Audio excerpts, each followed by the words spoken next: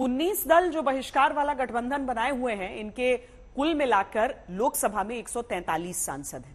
19 में से 12 विपक्षी पार्टियां ऐसी हैं जो पिछले साल ये नहीं चाहती थीं कि द्रौपदी मुर्मू राष्ट्रपति बने।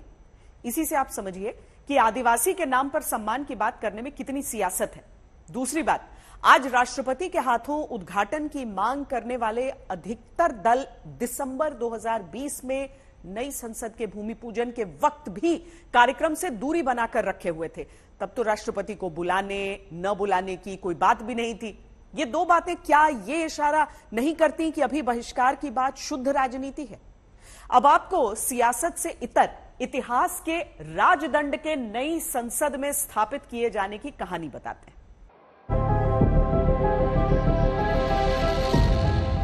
28 मई को नई संसद का उद्घाटन होने जा रहा है,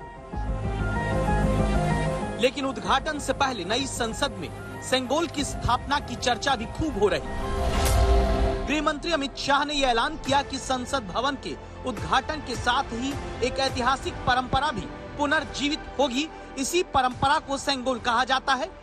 ये युगों से जुड़ी परंपरा है। जब संसद भवन का देश को समर्पण होगा, उसी दिन आदरणीय प्रधानमंत्री नरेंद्र मोदी जी बड़ी विनम्रता के साथ तमिलनाडु से आए हुए अधिनियम से सेंगोल को स्वीकार करेंगे। सेंगोल क्या है, इसका इतिहास कितना पुराना है? आजादी के 75 साल बाद देश के अधिकांश नागरिकों को इसकी जानकारी नहीं। चलिए अब आपको सबसे पहले बताते हैं कि सेंगोल आखिर है क्या। सेंगोल संस्कृत शब्द शंकु से लिया गया, जिसका अर्थ है शंख। शंख हिंदू धर्म में एक पवित्र वस्तु है और इसे अक्सर संप्रभुता के प्रतीक के रूप में इस्तेमाल करते हैं। राजदंड भारतीय साम्राज्य की शक्ति और अधिकार का प्रतीक रहा। ये सोने और चांदी से बना था और इसे अक्सर कीमती पत्थरों से सजाया गया।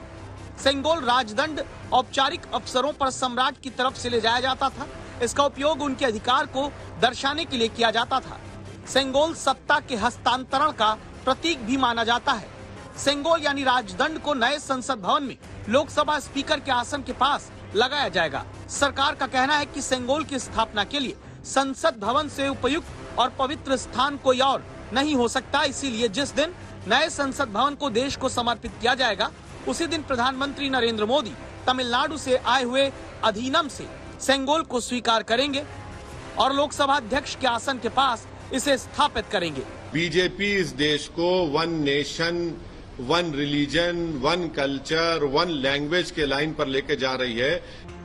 हम आपको बता दें कि सेंगोल यानी राजदंड का इतिहास आजादी से जुड़ा है।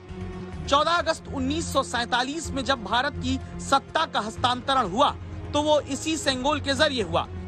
एक तरह से कहा जाए तो सेंगोल भारत की आजादी का प्रतीक है। उस समय सेंगोल सत्ता के हस्तांतरण का प्रतीक बना था। 1947 में जब लॉर्ड माउंटबेटन ने पंडित नेहरू से पूछा कि सत्ता का हस्तांतरण कैसे किया जाए, तो पंडित नेहरू ने इसके लिए सी राजगोपालाचारी से मशवरा मांगा। उन्होंने सेंगोल प्रक्रिया के बारे में बताया। इसके बाद इसे तमिलनाडु से मंगाया गया।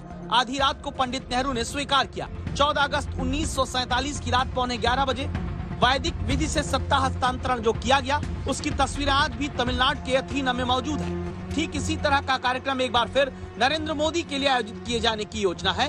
हम आपको बता दें कि चोल काल के दौरान राजाओं के राज्याभिषेक समारोह में सेंगोल का अत्यधिक महत्व था। ये एक भाले या ध्वज दंड के रूप में कार्य करता था, जिसमें बेहतरीन नक्काशी और जटिल सजावट होती थी। सेंगोल को अधिकार का एक पवित्र प्रतीक माना जाता था, जो एक शासक से दूसरे शासक को सत्ता के हस्तांतरण के रूप में सौंपा जाता था।